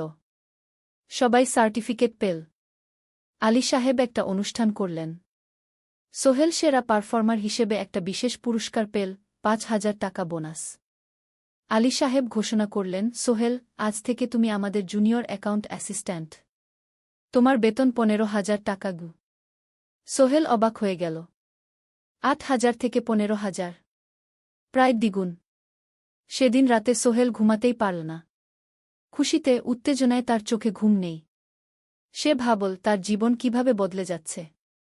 2 বছর আগে যে রিকশা চালাত, আজ সে একটা নামকরা কোম্পানির অ্যাকাউন্ট অ্যাসিস্ট্যান্ট। 7ম অধ্যায়, প্রেম ও প্রস্তাব। 1.5 বছর হয়ে গেল সোহেলের চট্টগ্রাম আসার। সে এখন একজন সফল যুবক। তার মা গ্রামে খুব খুশি। প্রতি মাসে সোহেল 10,000 টাকা পাঠায়। ছোট বোন ঋতু এখন কলেজে ভর্তি হয়েছে সোহেলের পাঠানো টাকায়। মায়ের চিকিৎসাও ভালোভাবে হচ্ছে। মিনার সাথে সোহেলের সম্পর্ক এখন আর শুধু বন্ধুত্ব নয়। দুজন দুজনকে ভালোবাসে। কিন্তু কেউ কাউকে সরাসরি বলার সাহস পায়নি। প্রতিদিন দেখা হয়, গল্প হয়, কিন্তু সেই একটা কথা বলা হয়ে ওঠে না। একদিন শুক্রবার ছুটির দিন। সোহেল মিনাকে বলল, আজ কি একটু ঘুরতে যাবে? কোথায়? পতেঙ্গা বিচ। তুমি কি কখনো গেছ? না। কিন্তু আমার দোকান। শুক্রবার। তোমার বাবা সামলাবে। মিনা রাজি হয়ে গেল। দুপুরে দুজনে বাস নিয়ে পতেঙ্গা গেল। সমুদ্র দেখে মিনা অবাক হয়ে গেল। কি সুন্দর। দুজনে বালিতে বসল। ঢেউয়ের শব্দ শুনতে শুনতে গল্প করছিল। হঠাৎ সোহেল বলল, মিনা, তোমার সাথে কিছু বলার ছিল। বলো। সোহেল একটা লম্বা শ্বাস নিল। তুমি জানো, আমি তোমাকে ভালোবাসি। মিনা হাসল। তার চোখ ভিজে গেল। জানি। আমিও তোমাকে ভালোবাসি সোহেল। সোহেল অবাক হয়ে গেল। সত্যি? হ্যাঁ। অনেকদিন ধরেই জানি। তুমি আমার জীবনে এসে সব কিছু বদলে দিয়েছ। তোমার সাথে থাকলে আমার মনে হয় আমি যে কোনো কিছু করতে পারব। দুজনে কিছুক্ষণ চুপ করে বসে রইল। সমুদ্রের ঢেউ এসে পায়ে লাগছিল। সূর্য পশ্চিমে ঢলে পড়ছে। আকাশ লালকুমলা হয়ে গেছে। কিন্তু আমার বাবার সাথে কথা বলতে হবে কি? মিনা বলল। আমি তৈরি। যখন বলবে তখন বলবো। পরের সপ্তাহে সোহেল মিনার বাবার সাথে কথা বলল। আব্দুল হামিদ সাহেব প্রথমে একটু দ্বিধা করলেন। তুমি কোনো পরিবারের ছেলে? তোমার বাবা কি করতেন? সোহেল সব সত্যি বলল। তার বাবা ছিলেন স্কুল শিক্ষক।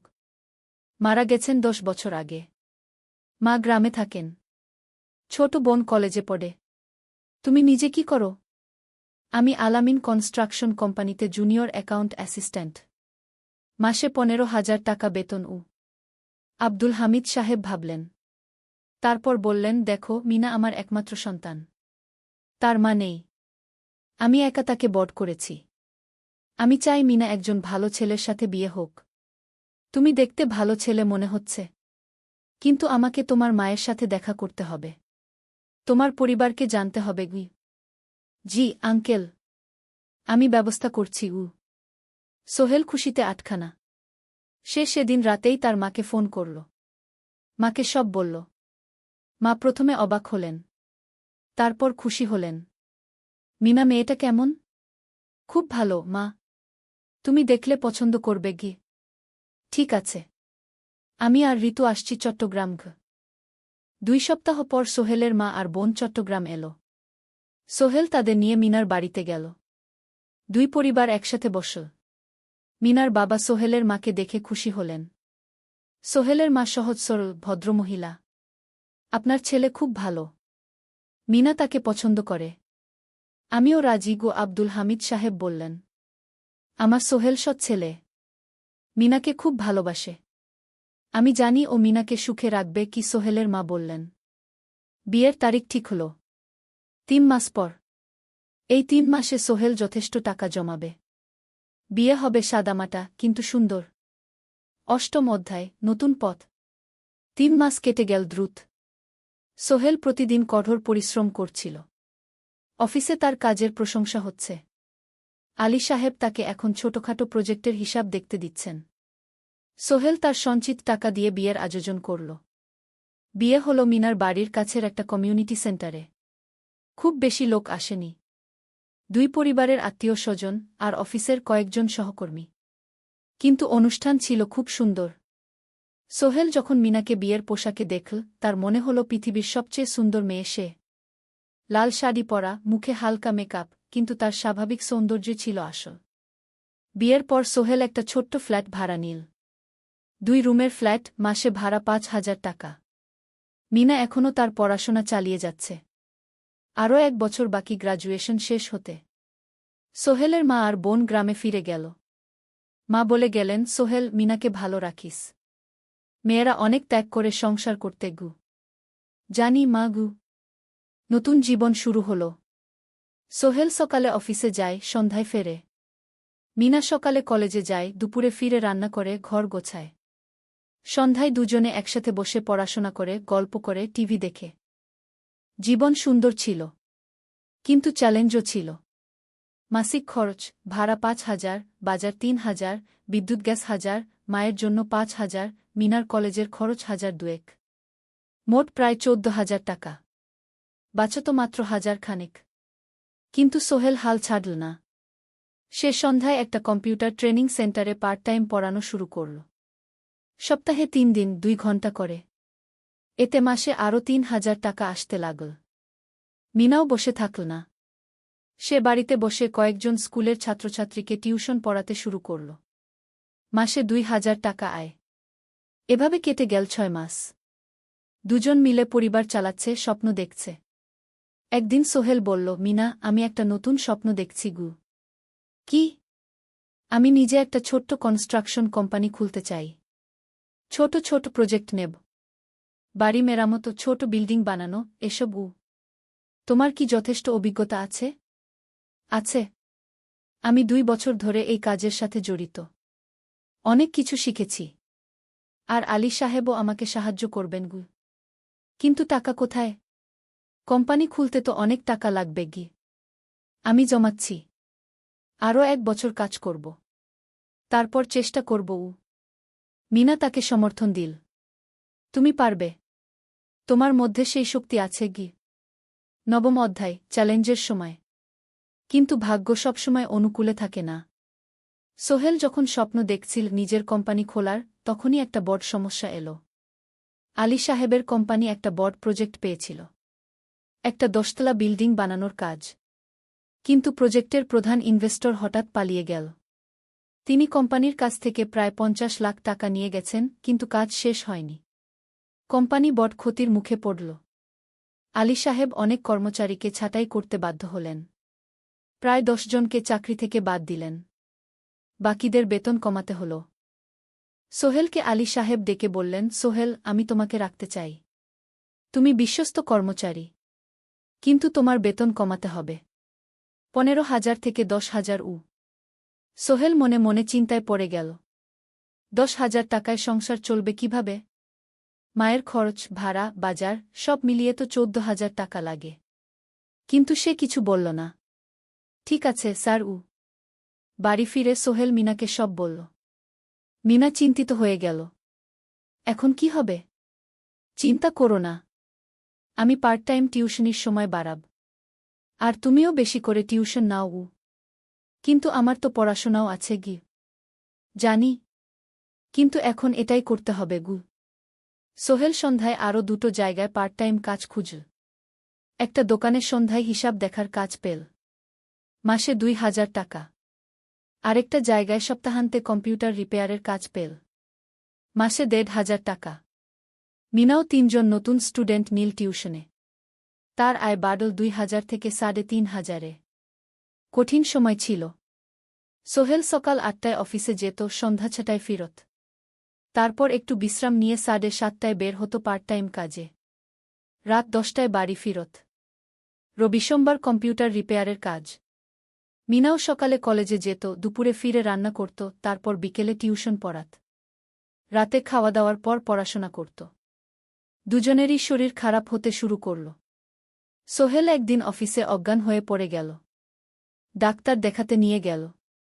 ডাক্তার বলল, অতিরিক্ত পরিশ্রম, শরীরে পুষ্টির অভাব, ঠিকমতো খাচ্ছেন না মনে হচ্ছে গি। সত্যি কথা, খরচ বাঁচাতে সোহেল আর মিনা অনেক সময় কম খেত।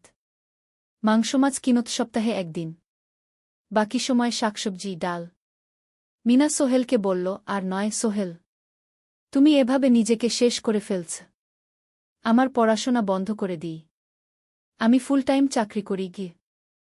না, সোহেল জোর দিয়ে বলল, তোমার পড়াশোনা বন্ধ হবে না।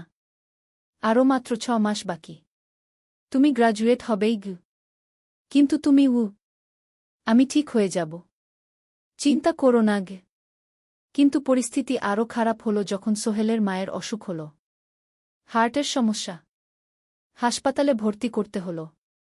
খরচ 50,000 টাকা। সোহেলের হাতে এত টাকা কোথায়? সে করিম মামার কাছে ধার চাইল। করিম মামা 20,000 টাকা দিলেন। বাকি 30,000 টাকা সোহেল একটা এনজিও থেকে ঋণ নিল। সুদের হার মাসে 2%। মায়ের চিকিৎসা হল, তিনি সুস্থ হয়ে গেলেন। কিন্তু সোহেল এখন ঋণের বোঝায় পড়ে গেল। প্রতি মাসে 3,000 টাকা করে কিস্তি দিতে হবে। সেই রাতে সোহেল আর মিনা বিছানায় শুয়ে কথা বলছিল। সোহেল বলল, মিনা, আমি মনে হয় ভুল করেছি। শহরে এসে বিয়ে করে তোমাকে কষ্টে ফেলেছি গু। মিনা তার হাত ধরল। না সোহেল, তুমি ভুল করনি। জীবনে এরকম খারাপ সময় আসে, কিন্তু এটা কাটিয়ে ওঠাই হলো আসল শক্তি। আমরা একসাথে আছি, একসাথে থাকব, সব কিছু ঠিক হয়ে যাবে। মিনার কথায় সোহেল একটু সাহস পেল। হ্যাঁ, হাল ছাড়া যাবে না। 10ম অধ্যায়, আলোর দিকে। 3 মাস পরে পরিস্থিতি একটু ভালো হতে শুরু করল। আলী সাহেবের কোম্পানি একটা নতুন প্রজেক্ট পেল, একটা স্কুল বিল্ডিং বানানোর কাজ। কোম্পানি আবার স্থিতিশীল হতে শুরু করল। আলী সাহেব সোহেলকে ডেকে বললেন, সোহেল, আমি তোমার কঠোর পরিশ্রম দেখেছি। খারাপ সময়েও তুমি কোম্পানি ছেড়ে যাওনি। আমি কৃতজ্ঞ। আজ থেকে তোমার বেতন আবার 15,000 টাকা গু। সোহেল খুশি হয়ে গেল। ধন্যবাদ স্যার। মিনাও গ্র্যাজুয়েশন শেষ করল, ভালো ফলাফল করল। সে এখন চাকরি খুঁজছে। একদিন মিনা একটা প্রাইভেট স্কুলে শিক্ষিকার ইন্টারভিউ দিতে গেল। ইন্টারভিউ ভালো হল, তাকে নিযোগ দেওয়া হল। বেতন 12,000 টাকা। সেদিন সন্ধ্যায় দুজনে মিলে একটা ছোট্ট পার্টি করল। একটা বিরিয়ানি কিনল, কোমল পানীয় কিনল। দুজনে মিলে খেল। আমরা পেরেছি, সোহেল মিনা বলল। হ্যাঁ, আমরা পেরেছি গু। এখন দুজনের মিলিয়ে আয় ২৭,০০০ টাকা। খরচ চালানোর পর প্রায় ১০,০০০ টাকা বাঁচে। সোহেল এই টাকা দিয়ে লোন শোধ করতে শুরু করল।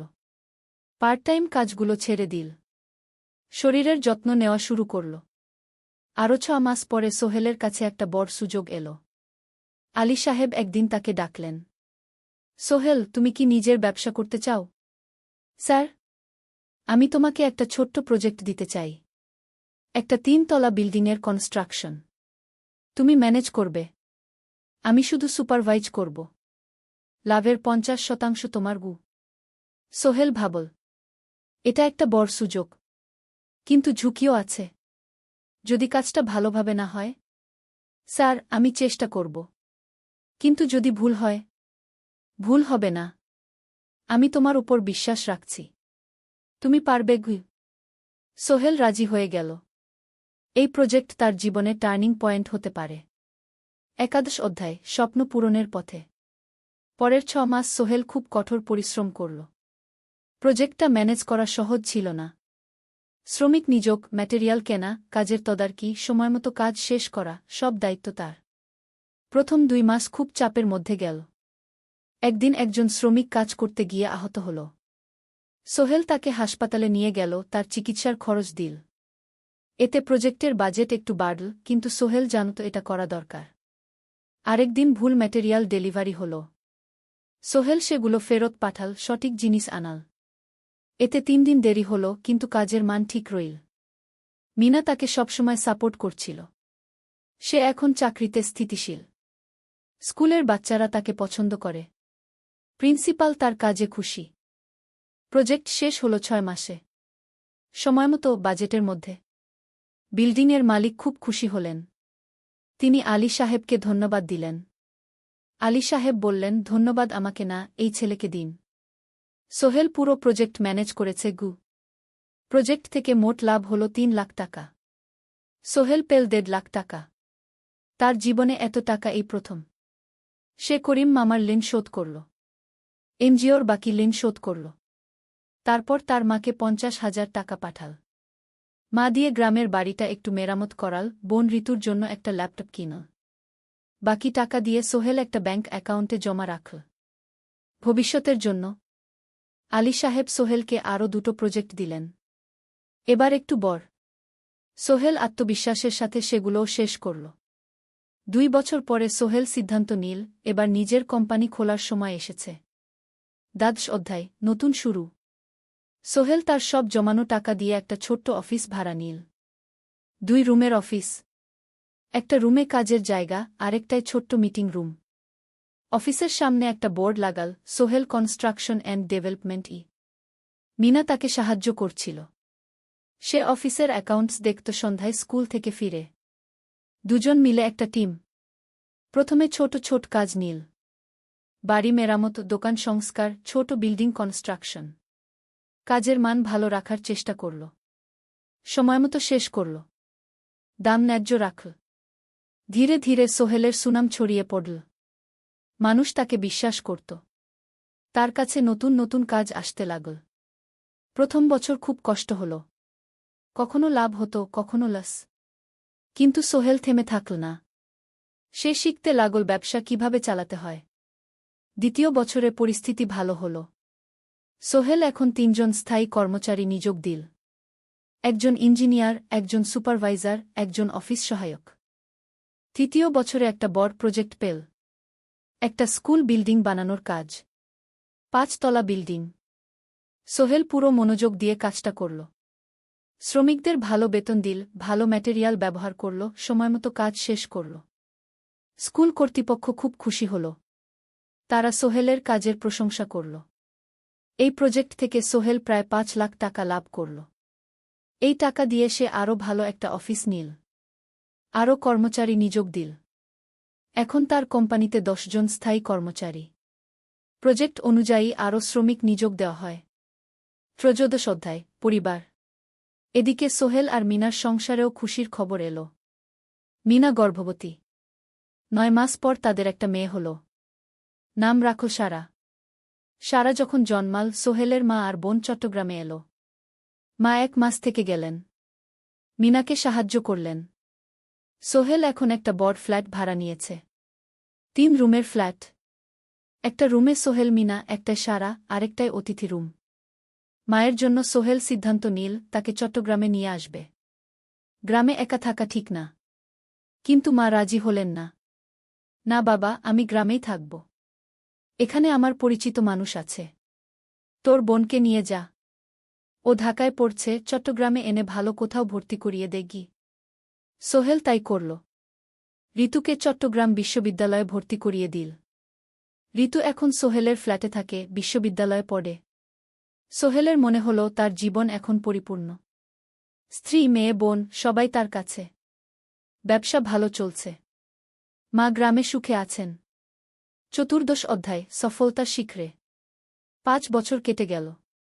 সোহেল এখন একজন সফল উদ্যোক্তা। তার কোম্পানি কি সোহেল কনস্ট্রাকশন অ্যান্ড ডেভেলপমেন্ট এখন চট্টগ্রামে বেশ পরিচিত। প্রায় 30 জন কর্মচারী তার অধীনে কাজ করে। সোহেল এখন শুধু ছোট প্রজেক্ট করে না, বড় বড় প্রজেক্টও করে। একটা 8তলা বিজনেস কমপ্লেক্স বানানোর কাজ পেয়েছে। একটা হাসপাতাল বিল্ডিং বানাচ্ছে। মিনা এখনও স্কুলে পড়ায়। সে এখন ভাইস প্রিন্সিপাল। সাথে সোহেলের কোম্পানির অ্যাকাউন্টস ম্যানেজার। দুজন মিলে ব্যবসা চালা। সারা এখন 4 বছরের। স্কুলে ভর্তি হয়েছে। খুব চালাক মেয়ে। ঋতু বিশ্ববিদ্যালয় থেকে গ্রাজুয়েট হয়ে একটা ব্যাংকে চাকরি পেয়েছে। একদিন আলী সাহেব